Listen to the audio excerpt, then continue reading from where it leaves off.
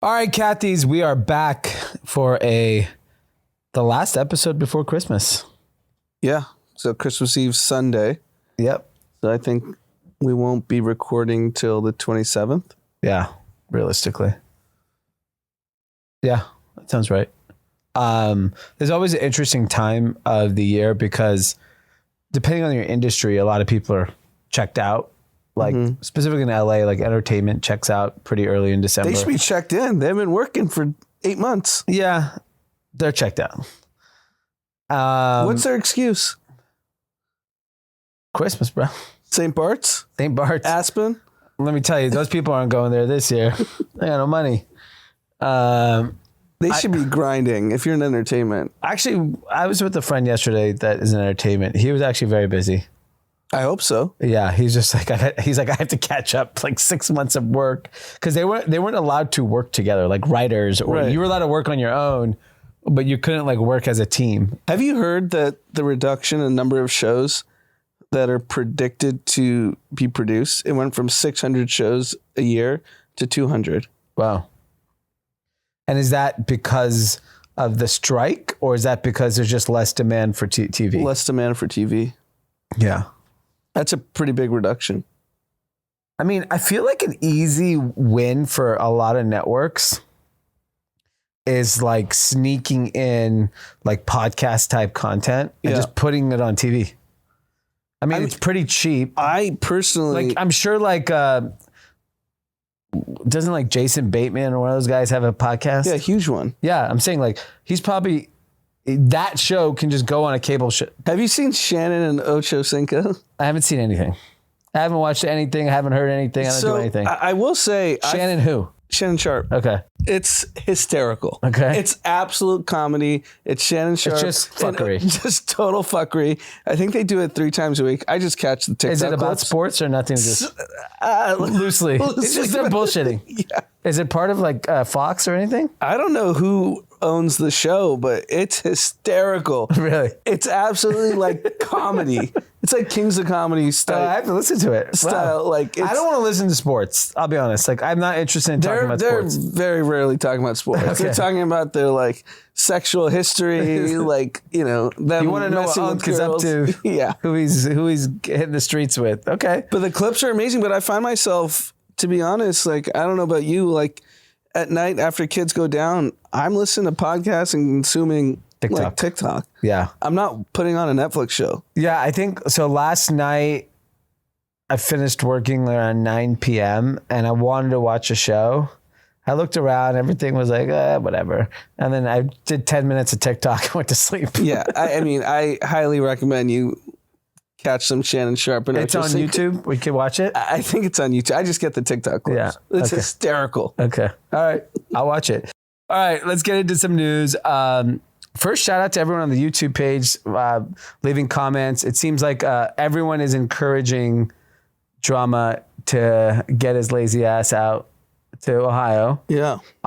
What's interesting is I am a frequenter of Hilton Garden Inns, these types of properties. People thought we didn't go hard enough on him.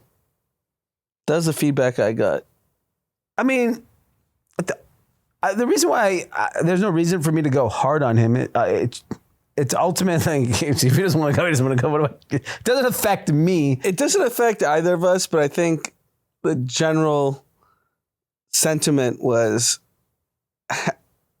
how can you not just go for 2 days? Yeah, exactly. I agree with that.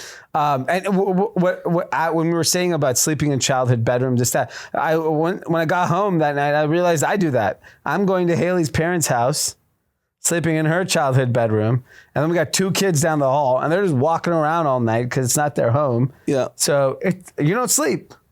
There's no sleeping going on. No, and that's part of the joy of Christmas. Yeah, and he doesn't have kids. Yeah. Yeah, you can wake up whenever. Yeah, if he wakes up at 10, 11 in the morning, his parents aren't going to care. No, they're not going to go wake him up and say, hey, you need to shovel the snow. Yeah, guess he's being a little bitch. Yeah. All right, let's move on to some news. And yeah, go hit the YouTube and the TikTok if you have not done so yet. Really interesting news. And the reason why it's so interesting, it really gives you a sense of the real economy. Obviously, there are two things happening at play. Everyone's watching interest rates, which will create, if they're lowered, more liquidity in these risk assets, which should help the stock market, help real estate, help a lot of things. Yep. But FedEx reported after the bell yesterday, they missed on revenue marginally, and they missed on profit marginally, but they vaguely guided for next year, which basically saying they're unclear on demand, and that scared analysts, and the stock just got pummeled today. Yep. And FedEx is an incredible indicator of the real economy. The only piece to it is they did lose their, Amazon business. And I know Temu and Shein and all these people have started using these carriers, but FedEx did have a good, I think, Q2 and Q3. So for them to come out and say that, like, hey, we are concerned, does give you a sense that, I had said that I thought Black Friday and Christmas was going to be soft. Black Friday looks like it was strong. And I believe it was strong because of people being heavily promotional, heavily discounting. And I think the consumer was quiet in September and October. They decided to spend in November. In December, I think Christmas is actually going to be okay. But the conversations I'm having with brands and retailers are not good. There are people that have done really, really well, but those are the smaller brands. And to smaller, that's like under $500 million. I know people are listening saying, oh, I just had a record fucking December. But like, you understand, like, if Walmart is off by 1%. Yeah, it's massive. Yeah, because it's 1% on 500 billion. Yeah, 500 billion. It's $5 billion. Yeah. And think about the trickle down of that 1%. The orders that get canceled, the orders that get reduced, the packages that don't get shipped, the warehouse people that get cut. There are these, like, it's a pretty crazy drop in kind of demand across many sectors when a Walmart misses or a Target misses. So I think the FedEx story is probably more global than it is domestic. Okay. I think clearly Middle East conflict matters. Like, goods aren't getting shipped there. Russia, Ukraine matters. I mean, Russia has like 80 million people, and China, for the most part, is slow. And I think, they're a global company, and I don't know if it reflects U.S. domestic demand. You think, we know Middle East is slow. I've talked to people there. It's come to a screeching halt. Right? Yeah. A screeching halt. Russia, Ukraine, that's a big, Russia's a big Russia, country. People haven't been doing business with them for a long time. 10 months? No. The conflict started in January, right? No, last year. Is it 2 years? We're in February. It's 2 years of that conflict. Okay, so it's 2 years. So I don't think it's that. I think Middle East has a play. China still is soft, but it's recovering from what I'm hearing. Spoke to a large Canadian retailer. They said it's soft. So yeah, you add up a few points in every country around the world. Yeah, you're off like 5-6%. Easy. Yeah. I mean, Europe, everyone's just protesting all day. They're not shopping. No, they're not shopping. And Europe has generally been in a gradual decline for the last decade. Yeah. Pre and post COVID. I think post COVID it held up pretty well though. Like I think that surge in tourism really saved. Next summer in Europe, Americans are back. They're coming. The Americans are there this summer. Yeah, they're never going to stop. No. I saw an interesting statistic. 48% of American citizens have passports. And I think like 30 years ago or something, it was like 15%. And so that American tourism will drive so many countries to like some sort of sustainable economy. But I do think I'm really curious to see how Christmas panned out. And not just Christmas, but like, does the spending continue in January? Like January. Well, January is typically slow. But like, does it fall off a cliff slow? because there's some macro things that people didn't take into consideration. It hasn't snowed in most places. It has not been very cold in most places. I know in Toronto, it just snowed like 2 days ago for the first time this year, 1 month later than usual. Rain in California just started happening yesterday. New York, all these places. New York was 60 degrees on Sunday. Yeah, we were there last week. It was fine. 45, 50. The week I was there was you were there like 40s. The week right after us. Yeah, and that week was cold, but so that affects outerwear, that affects travel, that affects a lot of things. I think this week is like the first cold week in a lot of cities, but there's weather issues that are going to affect consumer demand. There's obviously continued inflationary pressure in some parts of the economy. And I just think, I don't know, it's hard. The part of me believes that the American consumer will just keep spending. I don't think it's gonna, I think that's right. I don't think anything's going to slow down. But I think it could, if you cut 1%, there's trickle down effects of it. Yeah. I mean, the stock market had a bad day today. It just fell off a cliff in the last 2 hours, but that's also just profit taking. So I don't think it has any, cracks in the economy. It's just the market. It was overheated. Yeah. It was just so hot that people want to take profits. And I think the real thing about, how disconnected the real economy is to the stock market. So even if the real economy gets a little softer, which I think everyone kind of assumes, I don't think it's falling off a cliff, but it should be softer. There's $5 trillion plus in cash from institutions on the sidelines. Yeah. Waiting to get deployed. Yeah. And I've said this a million times, fund managers don't get paid that 2% fee to sit in cash. Because anyone can sit in cash. You get paid to invest. Yeah. So the money's going somewhere. Yeah. So I think, that makes a lot of sense. I think the problem is if you objectively look, there aren't that many places you could put that much amount of money. So I think conceptually everyone agrees it's the American stock market. But even when you drill down, when you look at the S&P 500, the 493 stocks versus the 7 stocks, I think 493 are flat or down. Yep. And the 7 stocks being the Magnificent 7 or whatever they're calling it now. Yeah, they call it the Magnificent 7. Those 7 stocks basically are the only things that have really gone up. So the money has to flow into other stocks. Yeah, and I think that's what happens in an interest rate cut environment. You flow into the 493. The Magnificent 7 may stay flat. Yeah, and the S&P still goes up. Yeah. Because you have 493 stocks. I haven't done jack shit in a very long time. I think that's right. We'll have to see. The real big news will be whatever the Fed says in January, because that'll be, and whatever economic data comes out. Because these guys are all backtracking now about interest rate cuts. Like all the Fed governors. Because I think Jay Powell got a little too frothy. Yeah, I think you can't trust them either. So it doesn't matter what they're saying.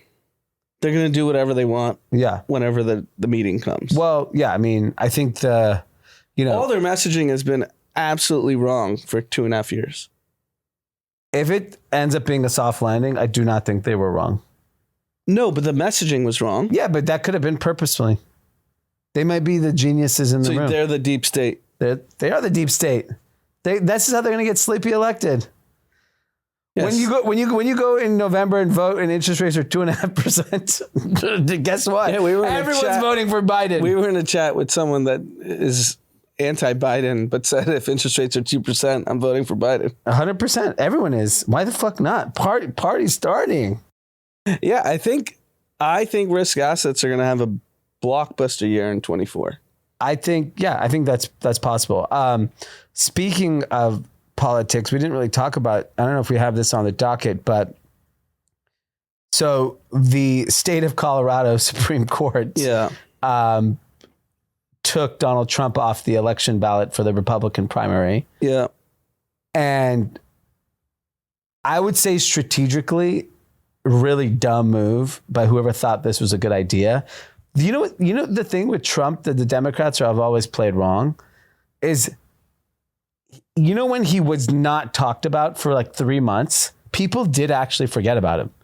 We just keep continuing to set him up to win. What happened? The Republicans were so divided. They all hated him. And now they're united, and the Republican GOP is like, oh, we're pulling out of the state. We're not going to do anything. We're going to do our own. I think it's strategically just dumb move. It'll get overturned by the Supreme Court. But it's just dumb. And yeah, it just brings too much publicity towards it. And I think it just keeps looking like a conspiracy to not let him run. Right. And I mean, if you're the GOP, so Nikki Haley's number 2 now. Yeah. Your boy Ramaswamy's falling off a cliff. Yeah. He's VP.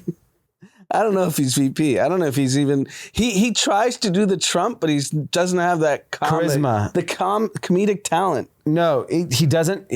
I'll tell you, because I've watched enough of him. He's really smart. He knows how to get clickbait. He gets that piece. He just lacks likability. Like, he's not relatable at all. It's not. I don't know if. I think the way he comes off he comes across as the smart guy in middle school who that like always raises his hand telling the teacher that he's right and they're wrong. He's very punchable in that way. Is that he just doesn't like in the debates. He's actually better when he's with Democrats. So he did the CNN town hall. He was so measured and calm. And then when he does the Republican debate, in his mind, he thinks it's a circus. So I got to be a circus act. And so when he's not, like when he was on All In, he was not the circus act. Correct. But when he went on the debate, he was like, oh, who's crazier? DeSantis, me, Nikki Haley, Chris Christie, fuck these guys. I'm going to be the craziest person in the room. And because that's what worked for Trump. He just doesn't have the charisma of Trump. Yeah, and he's not funny. The thing about Trump, he's hysterical. Yeah. The lemonade. The lemonade is great. Like there's a clip if you haven't seen it. So we talked about there was like a Panera Bread lemonade that basically killed 2 people. It's something like that. Like I think it had too much caffeine or whatever and gave someone a heart attack or something. And Trump goes, under me, you could have lemonade and enjoy it. Under Biden, you have lemonade, you die. Yeah, the thing that Trump had was that he was always entertaining. He's an entertainer by trade. Yeah. And that's what America wants. We want a show. And we don't want a president, we want a show. Yeah, and I think Vivek just lacks any likability, any charisma, any comedic talent. Nikki Haley doesn't either. She doesn't, but I think she's just measured. Yeah. She's not the bully. Vivek's the only chance anyone has is basically this guy has to either go to jail or some shit like that. But he's winning. I think Democrats are winning no matter what. I don't think so. I think it's so overblown about on social media how much, because I would say either way. Look, we know. I'll tell you this: it will not be a blowout either way. No, it's 250,000 votes in 4 states. Yeah, it's those 4 states. If they decide what they feel like when they wake up that morning, they will decide who wins. Yeah, no, I totally agree. It's going to be a dead heat, but I don't think social media made you believe that there was this red wave coming 2 years ago. Didn't come. They actually lost. But no one's, because they don't got those people are not Trump. And they've lost governorships. They've lost. I know, but there are eras in sports where one man has carried a team. Yeah, he can carry his team. He could, for sure. He could. I'm just saying social media makes you think that woke is over. Democrats are done. I don't think Democrats are done. And I think they're going to win. I think they will continue to win in places that they always win in. They will lose in places they should be winning in also. And what I think actually is you've flipped a lot of moderates on the coastal states that are going to be blue no matter what. I don't know if it's actually happened in the middle. Yeah, I don't know. I have no sense of... I would say 4 states, I don't think there's... if you look at LA citizen or New York City citizen, you would think it's just all Republicans now. Because no, that's not true. No, but like you see the sentiment. No, like, that's just amongst our group. Our friend group has gotten way more conservative. Yeah, and then Karen Bass got elected. Yeah, but we're 50 people. We don't represent the city. That's my point. Yeah, I know, but my point is we're not deciding who the next president is. Correct. There's Michigan, Ohio, and Pennsylvania is. That's it, right? Like Wisconsin, yeah. So we don't know what those people are feeling in those states.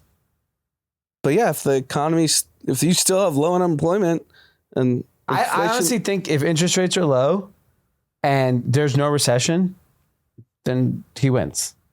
I don't think any of those other issues matter. No one gives a fuck. I generally agree.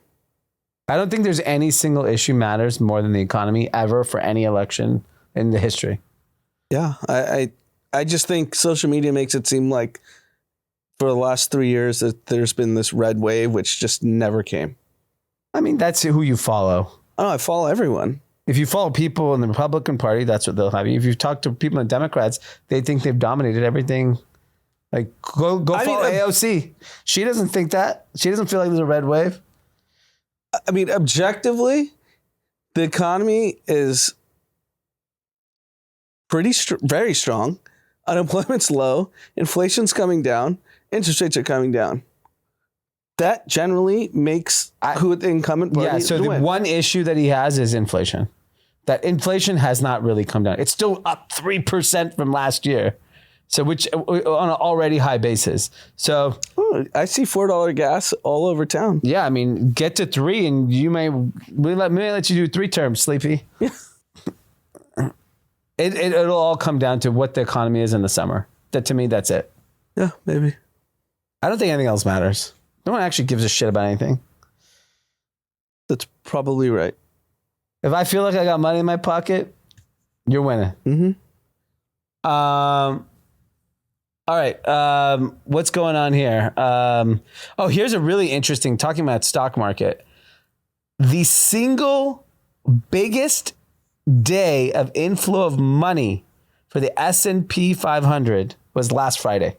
Yeah. 20.8 billion went into the S&P 500 ETF. The single biggest day. So that's retail.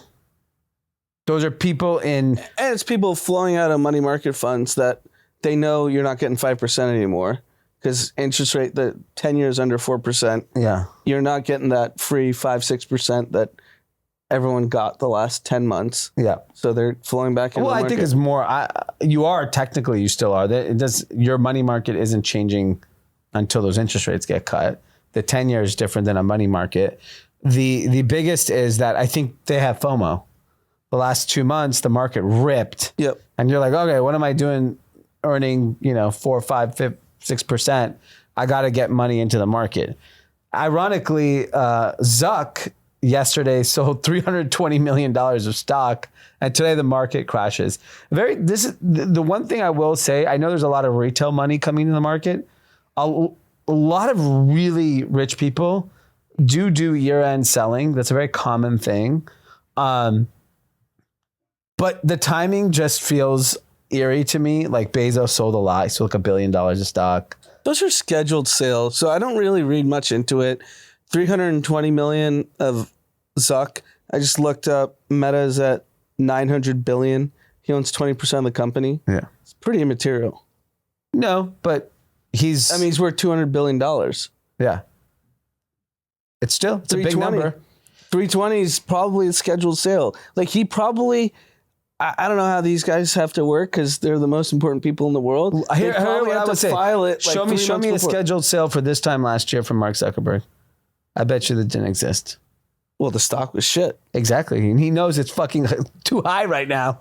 That's all I'm saying is there's a lot of like technical people on the stock market that says that all the signs are pointing that this is an overheated market and that it has to correct, a short-term correction, right? Yeah, I think it'll be like a day like today where you see some profit takers, but in general,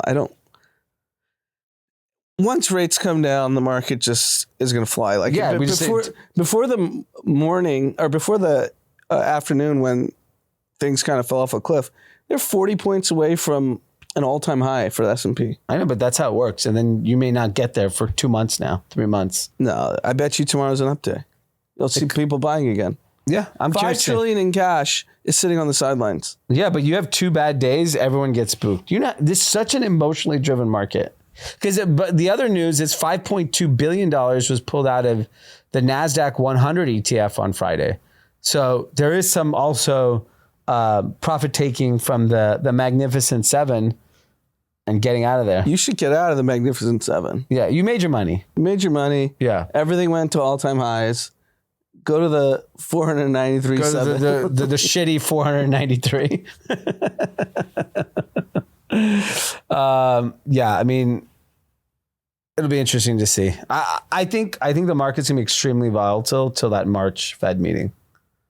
That March Fed meeting will dictate to me the first half of the year. Yeah, probably. And I think you'll get more indicators. But the Fed, if Powell went that hard, a week ago, they must be seeing cracks in the economy. He's like, we know the unemployment data is not real. It's way worse. And you must know that just the broad economy is just not as strong. FedEx is a great indicator. Yeah. But you said the economy is strong. I said the economy is strong. But Jay does not feel that. The economy is definitely strong. I'm just saying Jay Powell might have info that I don't have. Yes. Well, yeah, I mean, it's all fake information anyways. But make sure he has a good time at the Four Seasons Jackson Hole Hotel. This is big. And I think it's actually like a really big, really sad kind of news for specifically the technology ecosystem, American innovation. Adobe, almost a year and a half ago, I think. Yeah, it was 18 months minimum. Made an offer to buy Figma. If you don't know what Figma is, it's like a mobile design tool for $20 billion. And it was like blockbuster deal, right? And they top ticked it. Yeah. And great deal for Figma, great deal for employees, great deal for investors. And I would argue a good deal for Adobe because it kind of was going to protect them from being taken out by this like incumbent. And I think together they would have been an incredible kind of business. And regulators stalled. And then eventually the EU and UK regulators killed this deal. Why are we listening to anyone what an American company can do? So I think Adobe wanted to crater the acquisition. $20 billion. Figma's not worth $20 billion today. Probably worth half. Maybe less. Yeah. Maybe 6. So I think Adobe just used the European and UK regulators as a cover to basically get an acquisition, just pay the $1 billion termination fee and move on. Because they didn't want, I mean, it's like Twitter wasn't worth $45 billion what Elon paid. It's worth probably like 12. Yeah, but he doesn't care. He doesn't care. But Adobe cares that Figma's probably worth like $6 billion today.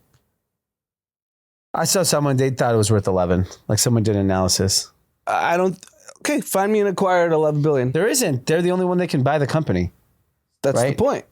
So why would Adobe burn the $1 billion and just blame it on regulators and say like, oh, my hands are tied? Yeah. I think it's all bullshit. Yeah. They realized once they purchased the company that it's not a $20 billion company very quickly because the market's changed very quickly.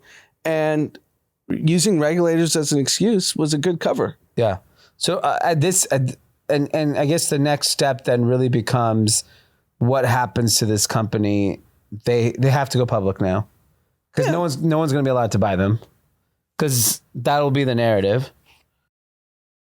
Yeah, I think it's just worth less. And I think the founders probably thought they were worth, $5-6 billion. Hopefully of the $1 billion, they each get get a nibble. Well, they probably need it. I'd assume the company's not profitable. I think it is. It's not worth $20 billion. It's definitely not worth 20. I think it's worth half. Yeah, it's a big difference. I mean, 20 billion and these founders owned, I don't know, 20, 30% of the company. Fuck, you're a billionaire. That sucks. You could have been buying a football team. Yeah. Now you're buying a fucking women's soccer league.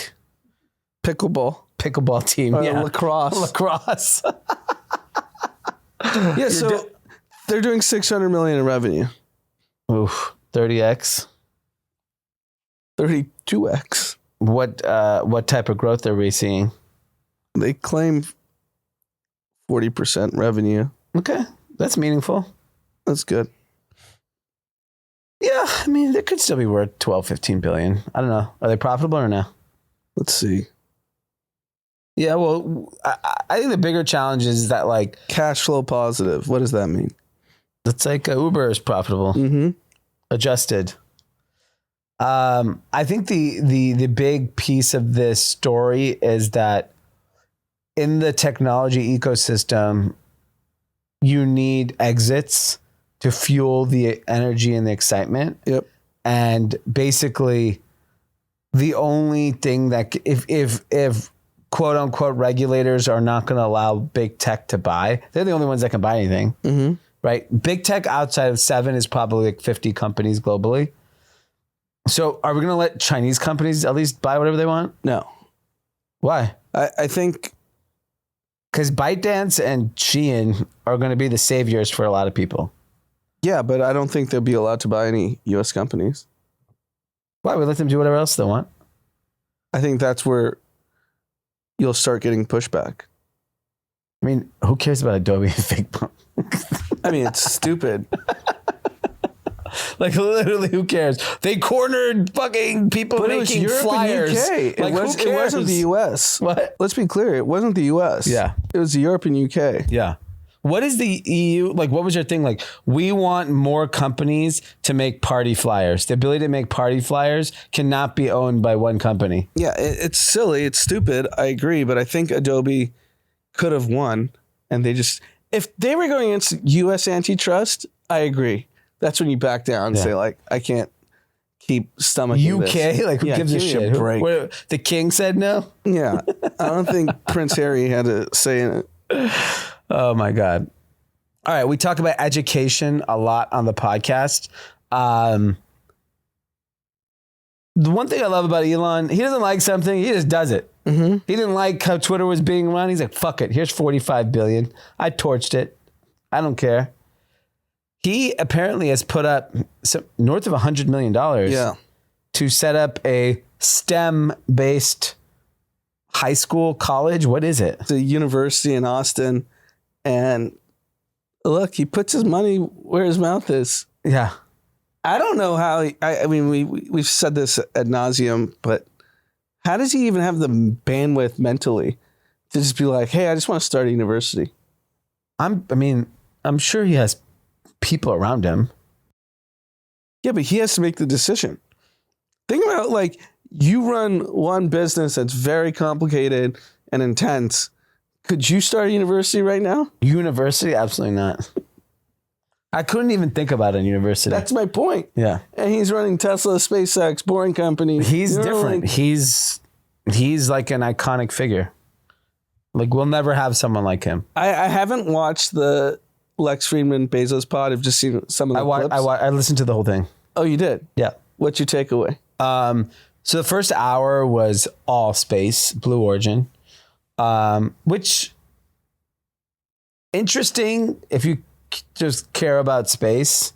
I do like, he used an example that I appreciated was when he started Amazon, he said that the dial-up modem and payment processing was available that was the infrastructure that allowed me to launch Amazon. He's like, today, the future businesses that will be built in space or because of space doesn't have the infrastructure. So like what Blue Origin and SpaceX are doing is basically laying the rails so that people can actually innovate in space. He was like, I won't even be around to see the benefit of what SpaceX and Blue Origin would have created for future generations. He's like, people take for granted so many things that have been created. He's like, he used an example. He's like, customer reviews. Amazon invented customer reviews. People take for granted today that when you go on the internet, there's customer reviews all over that billions of people use to make purchasing decisions. He's like, we created that. Think about how many things Amazon has created that people have just taken for granted. One-click shopping. Like, people have just taken things for granted. And so he's like, I hope one day that people take for granted what we built for the infrastructure for space so that people can go build whatever they need to build to create things. He is like completely very different personality than Elon. He's not very like combative and like, he strikes me as, which is odd to say and maybe he's just so well media trained. He strikes me as less insecure than Elon, but he has done a lot of insecure moves as a billionaire. So I think he's just not business insecure. I think he may be socially insecure, right? But I think when it comes to his business, the guy is rock fucking solid. And I don't think he wavers in the way that he operates. I think that's a great characterization because there's a great dichotomy in that. Yeah. That in business, he's like, hey, I built one of the greatest companies of all time. Yeah.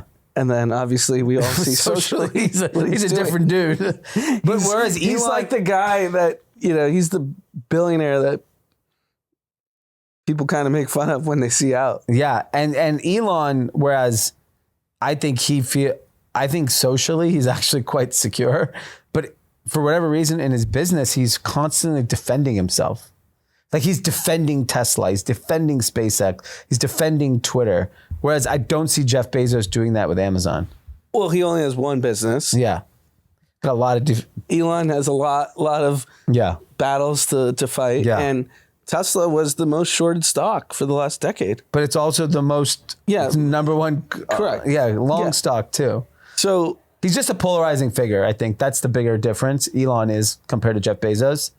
And then I would say that the second half of the podcast is he does touch on Amazon. He does talk about his principles. He does talk about, he's just awesome. He's a really great guy. I need to listen to it. I loved hearing him talk and the way he thinks. And just like you forget, like, people just look at these guys, they're billionaires or they're partying, they're whatever, they're crazy. These people are so fucking smart and so like, well-read and they're just brilliant people.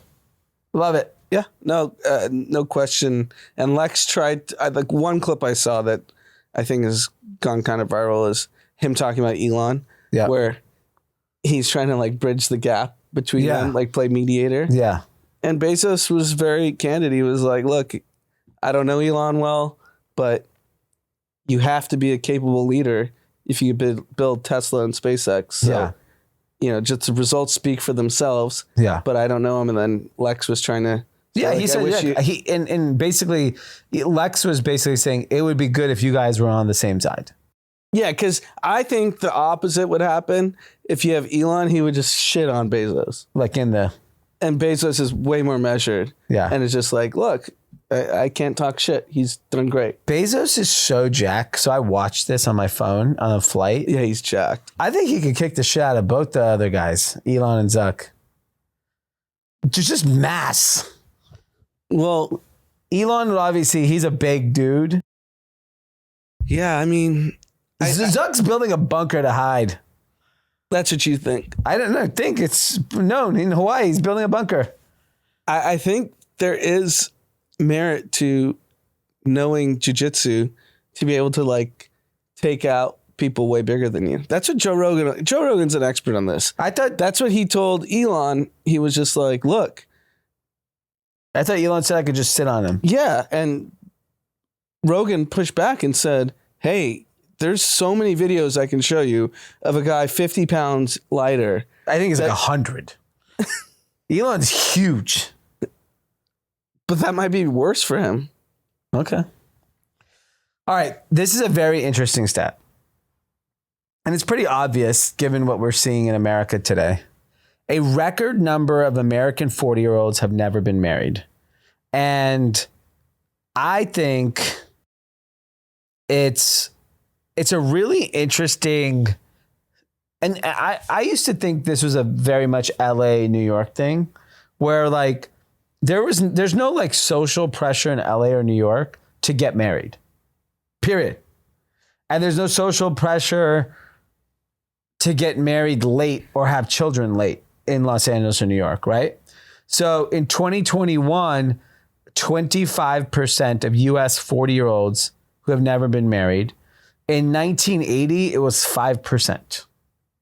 So it's obviously gone up dramatically. Men were more likely to be unmarried by 40%, by 40 than women. So 28% of men are more likely to not be married and 22% of women. And then college education actually had a lot to do with it. More college educated people were married versus not. And then the other interesting thing was by race. So Black US adults, 46% reported not having married by that age. Hispanic was 27%, white was 20%, and Asian was 17%. Pretty interesting thing. So I was trying to think like, what does this mean for society? Like, what are the like secondary impacts of it? If people are choosing not to get married, are they still having children? Because I do know a lot of people who are not married and have kids. So I am seeing that trend go like, hey, we want to have children, but I don't believe in the institution of marriage. So I think that's probably happening to an extent. But I think generally speaking, the people that are not getting married do not have interest in having children either.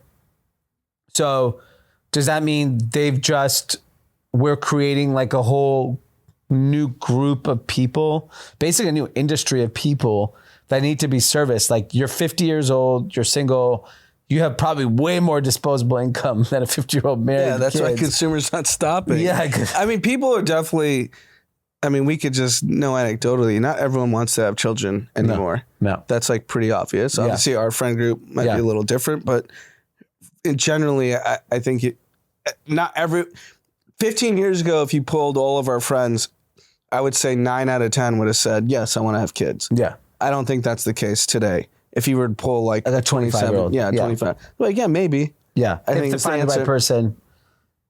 And if you look statistically, the divorce rate's still astronomically high. So the decision is probably correct for most people to not go down that path. Oh, because the odds are you're going to get divorced. Yeah, if you have a 50% divorce rate. That number is a little misleading. Why? Because there's a lot of second, third, fourth divorces. So like one person is getting divorced 4 times. Exactly. It's skewing the marriage divorce rate. So what do you think the real absolute number is? 35, 40. Still very high. Yeah. Like you go to 10 marriages, 10 weddings a year, 3 of them are going south. 3 to 4. I've been to 100 weddings. How many have gone south? A few. It should be 30. It should be. It's not. But, it's still early in the cycle. You're a sub 10 year. Most of your weddings are sub 10 years. Yeah. Like, who do you know that's been married more than 10 years? Very few people. Yeah. Maybe like 2. Yeah. I mean, you get like Daily Mail alerts. So-and-so been married 20 years. I feel like 20 years is like a big hurdle too. Well, they say 7 years is the itch. That's what's known. Oh, we're 7. Yeah, we're both at 7. Yeah. I have no itch. I'm good. I actually didn't know that. I went to an appointment. They're like, oh, you passed the itch. I didn't know that was a thing. Okay. What's the next itch? 10? Probably 15. Okay. It's a long time.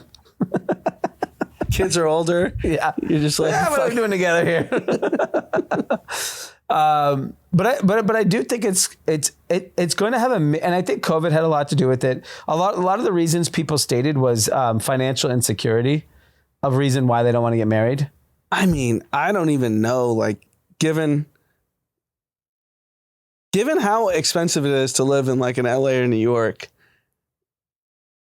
with your current income as a 28, 29-year-old, 30-year-old, yeah, it's pretty tough to have a kid. Yeah. I mean, you have to make a lot of money to have a kid in LA or New York.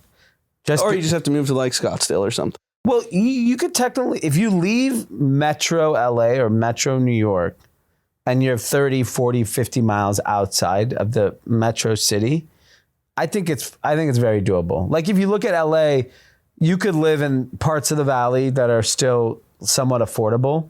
Like where we grew up, it's still very affordable to buy a home. And that's 22 miles away, right? It's not like people who live in Northridge and Granada Hills travel to downtown LA every day or travel to West Hollywood every day. So I think it's possible. I think if you live in Metro LA, then everything costs more, and the conveniences you need to have to live in this part of town are just crazy. Yeah, even parking, help, even finding someone to take care of your children, daycare.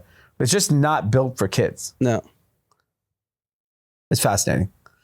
All right. The other big news is, we've talked about this on sports a lot. We basically have seen that in traditional television, sports is the only thing that's working. Live sports, right? And linear TV is what they call it. Terrestrial radio, whatever it is. Sports is the only game in town. Specifically, it's NFL. But even baseball, basketball, those TV contracts are still happening. They're still generating revenue. Advertisers are there. And we've been talking about what happens to streaming people get into it. So Amazon has made a bet on Thursday Night Football. They're in the market for the Diamond Sports Network, which is all the regional sports channels. The one that went bankrupt. And Netflix just announced a live sporting event, a tennis match between Nadal and Carlos Alcaraz at Mandalay Bay in Las Vegas. And they're showing it live on Netflix. This is them testing. For sure. Do we have an appetite for this? Clearly, they saw success with F1. They're seeing success with some of their sports products. They want to get in a live TV game. Yeah, and I don't know if you caught the NBA in-season tournament. Yeah.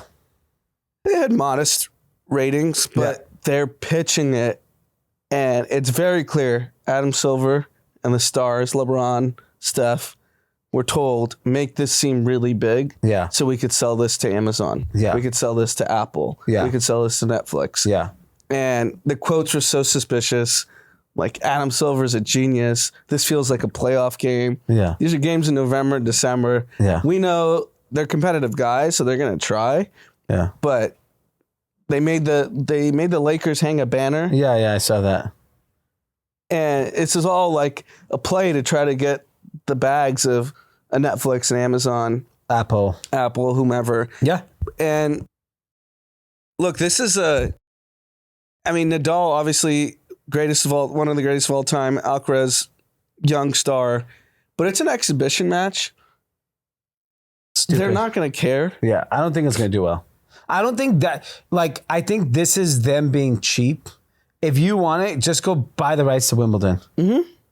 And make us all go watch on Netflix Wimbledon. Don't be cheap. Yeah, this is just like a... What are you going to... You know people going to watch this? 50,000 people. I'm not even going to watch it. I love tennis. Because I know there's no stakes. Yeah, there's no point. That's why I loved Amazon's move. Here you go. We're going to overpay for Thursday Night Football. And everyone has to watch it. Yes. I would rather Netflix go, we're going to get Shannon Sharp and fucking Skip Bayless and Ocho Cinco. Yeah. Netflix should definitely get Shannon and Ocho. Yeah. I can't wait for you to watch it and come back next week. I will. I'll watch it. I have time next week. I'm going to do it. All right. I want to move on to winners, losers content. Who is your winner of the week? My winner is In-N-Out. They opened in Idaho and had an 8-hour wait. Who's waiting 8 hours for an In-N-Out burger? So this is the map that I think you do in your head. You could fly to Texas. I think Idaho is kind of close to Texas. There's an In-N-Out in Texas. Yeah, you do that math, and you're like, you could sit and watch Netflix. You're sitting at home anyways. Whatever, watch 7 hours of TV, and next thing you know, you got In-N-Out burger. Who are these people that are waiting 8 hours? Have you been to Idaho? I have not. What are you doing there? Fair. Potatoes? There's nothing. What could compel you to wait 8 hours for anything in life? $1 billion. That's it. Yes. I would wait 8 hours for $1 billion. I would wait 8 days for $1 billion. I think I've said this on this podcast. This is like a $15 product. If you wait more than 30 minutes to eat food, you're a jackass. Complete jackass. Well, I don't care. Like when I see these idiots waiting in lines for like bagels and fucking boba and fucking shaved ice, these are quantifiably the dumbest people on earth. That means they do not value their time at all. Or they think that's part of the experience? No, they're just like, I think they're dumb. Fair. I get if a 14-year-old does it, waiting for fucking, I don't know, a movie, right? You're 14. You know, when I see like a 35-year-old standing in line for like boba or like a bagel, what are you doing? Go to another bagel shop. Give us a fuck. I think we're underestimating how much. Yeah, I mean, think about all the stories from like the Taylor Swift tour. People camped out. Those are kids for days. Those are kids. I get it. You're under 18. I give you a pass. You don't know anything. So you just think, yeah, just camp out. Yeah. Yeah. All right. My winner. I used to always shit on millennials. They're my winner now. Because this New York Post article that talked about Gen Z having anxiety at the menu, I couldn't believe it. It was unbelievable content. And I know, like, the thing is here's what I'll give you. Shitting on Gen Z gets you clicks, right? Because it's easy target. They're kind of dumb. And you just like, you know what you're going to get. You know, if you post that on TikTok, you post that on the front page of New York Post, old people love it. They take it, they click on it and stuff. When you actually read the article though, if you have anxiety over ordering food, how are they your winner? What? No, millennials are my winner. Because they're above Gen Z, finally. Yes. I think millennials know how to order a food. Okay. Clearly Gen Z is struggling with ordering food. So there's going to be a hunger problem. What does it mean by having anxiety when ordering food? So Josh actually had some good commentary. He said he knows a lot of people with this disorder. So what is exactly? So you go to a restaurant, you sit down at Rocco's. Right. Go to the restaurant, you're sitting down, and then they'll like either ask me who I can order my food just fine, or like somebody else, because it's just like, I think it's like just being the internet and like not having the interaction with people, and part of it is like the pandemic like hangover, and it's just like, so they physically are afraid to talk to the waiter. Yeah, I don't know what to do. Like, but are they hungry? Maybe they're not hungry. They're starving. That's why they need me to order. So and then do you have to pick what they eat? No, they know what they want. They just don't want to say it out loud. It's just like stuff like that. Like, so they're mute. They can What's talk. the anxiety over that they may pick the wrong dish and they should have had the other one? Or is it? I think it's just talking to like the waiter. Oh, you think it's talking to the waiter? Yeah. Yeah. The waiter comes over, they just have a full. Hey, you guys having a nice Friday night? What do you guys want to have? A couple round of drinks, food, and they're like, whoa.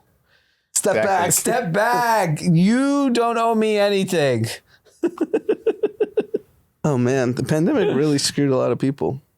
It's weird, but something I'm seeing. What do they whisper to you or text you what they want? It's like we have like a friend group and they're comfortable in like the friend group, and it's like, oh, like I hate ordering.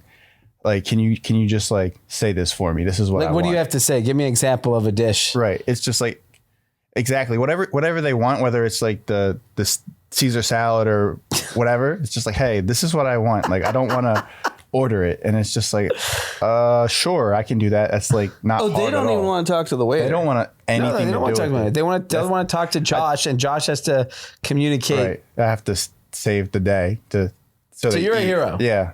You know, Imagine some could going say. to like a Togo's. You have to tell them each ingredient. I mean, Chipotle must be hell for them. Right.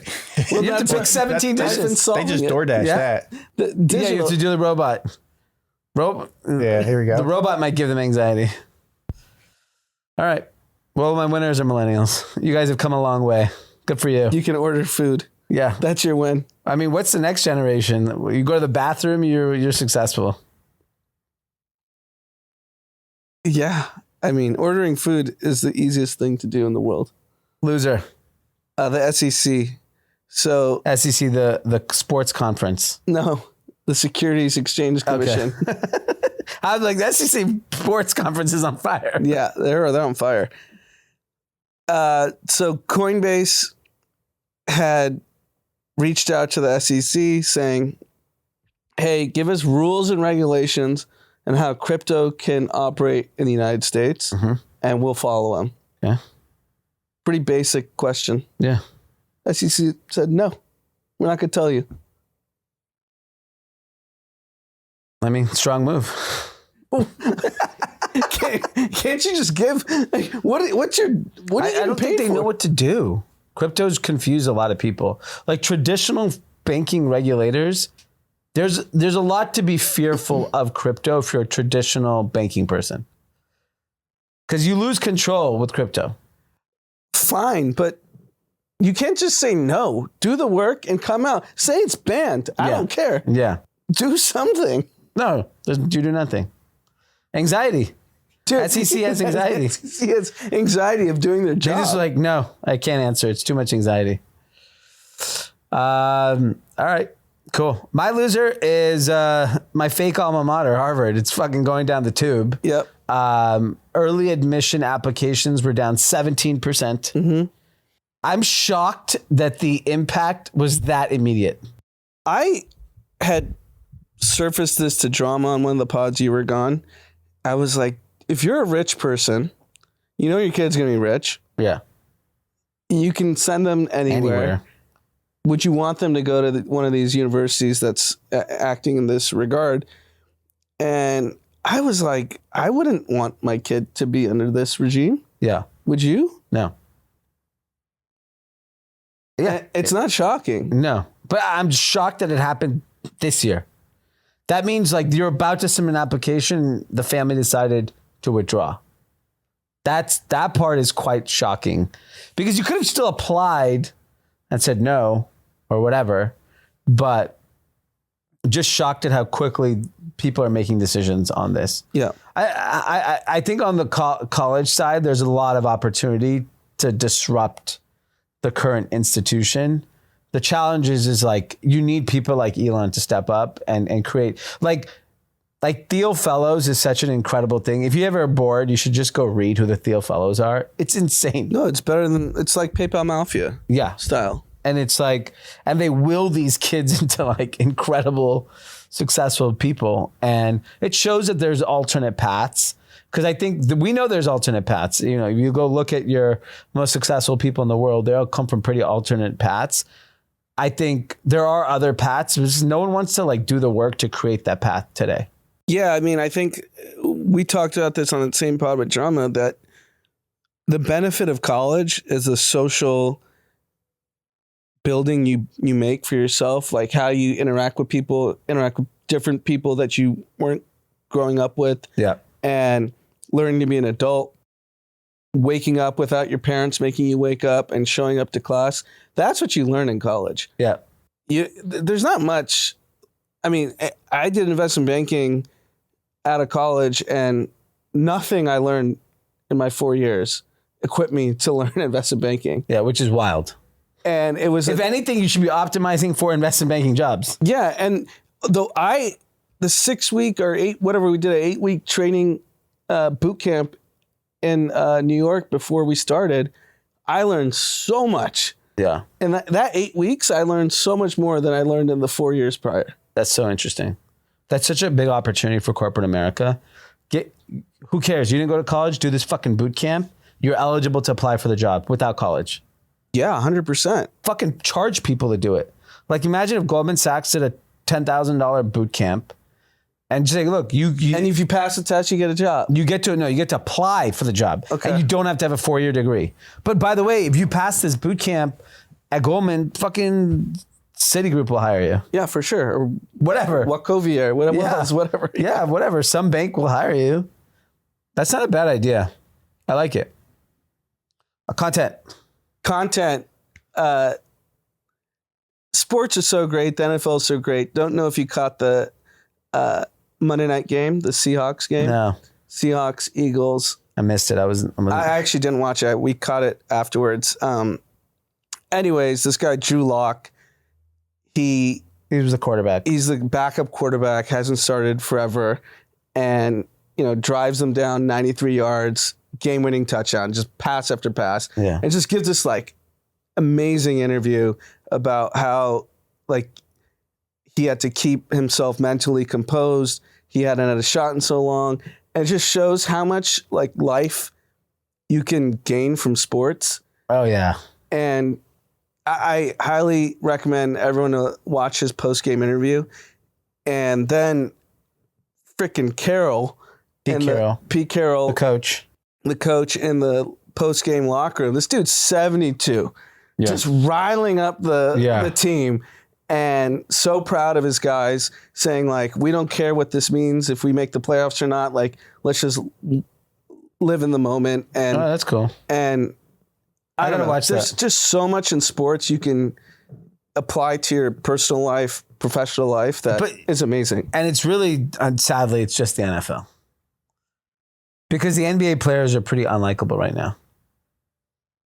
With the exception of Steph and LeBron, I see the Anthony Edwards stuff. Yeah, it's a joke. Even Draymond, he's killing people on the court. It's just the NFL has created these personas that you want them to win. Tyreek Hill paid the photographer that got kicked off his whole salary. Yeah. For the year. That shit's just not happening. It's only LeBron and Steph that are doing that shit in the NBA.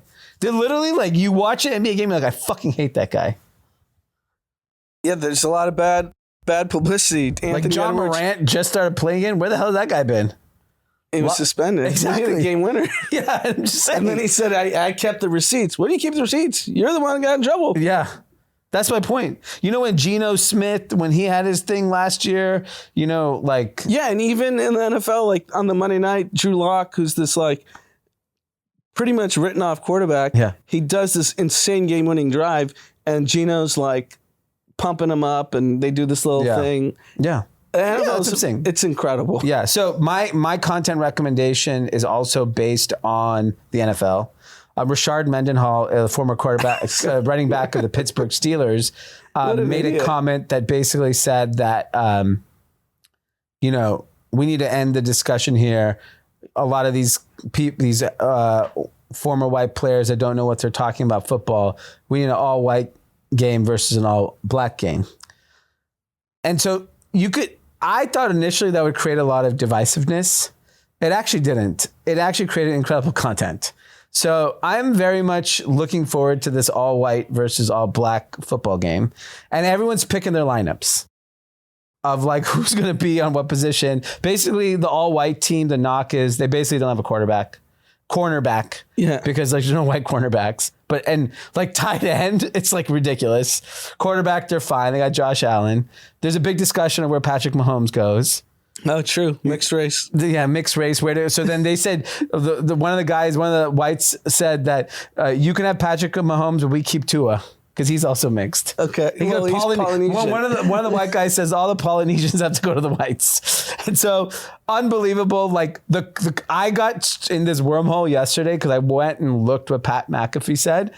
500 pieces of content of sports people on TikTok talking about who the lineups versus all white and what black and why they will win. It's unbelievable. So JJ Watt said, we don't stand a chance. No one's guarding Tyreek Hill. Yeah. And he went on the Pat McAfee show, and they just started joking about it today because he comes on, I think, every Wednesday.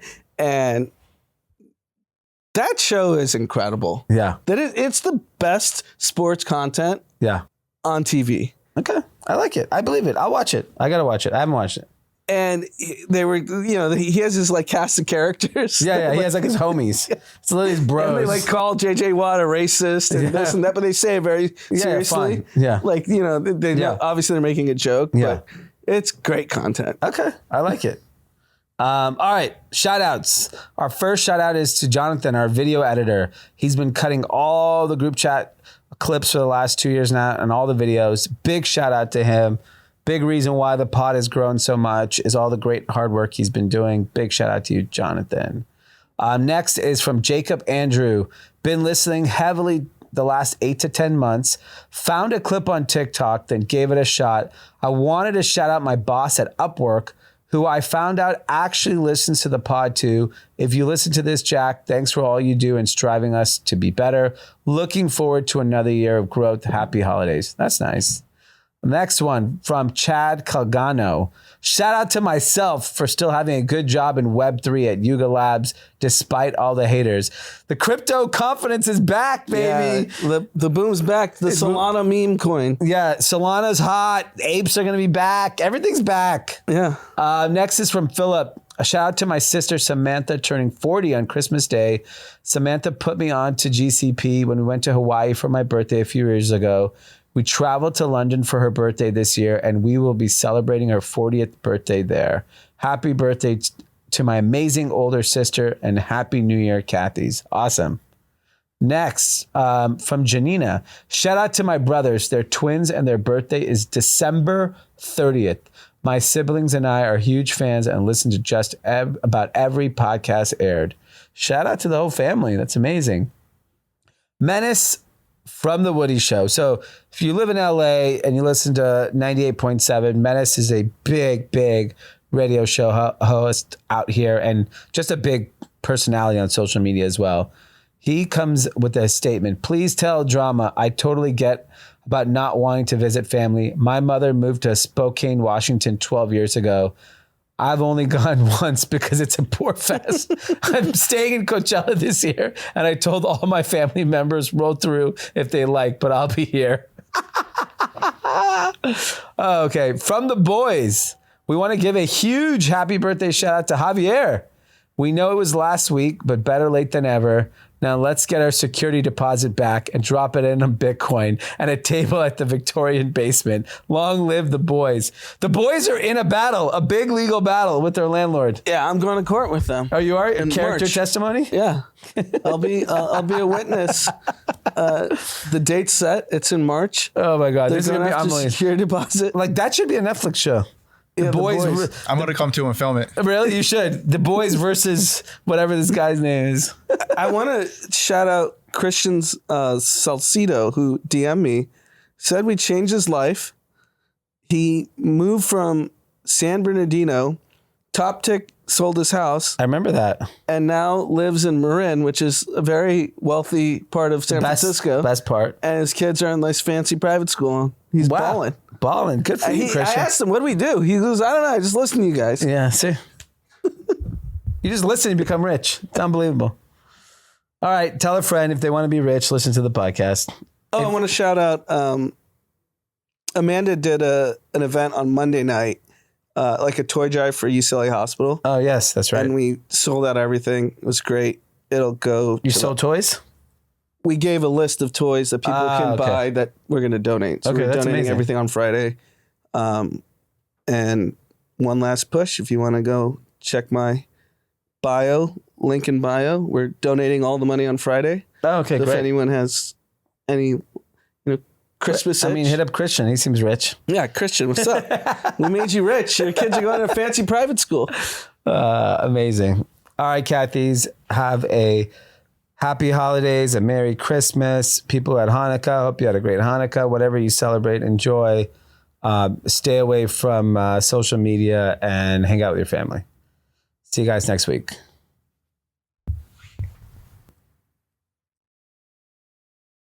All right, and one quick last shout out in the studio today, Burhan from Toronto, Canada, and his girlfriend, Rabia. And we said on the last pod, we had someone in from Switzerland and they brought us chocolate. And so Drama was like, whatever country you're from, bring something. So he brought over some maple syrup, which is unbelievable. It's great. And is maple syrup a thing in Toronto? It's Canada, bro.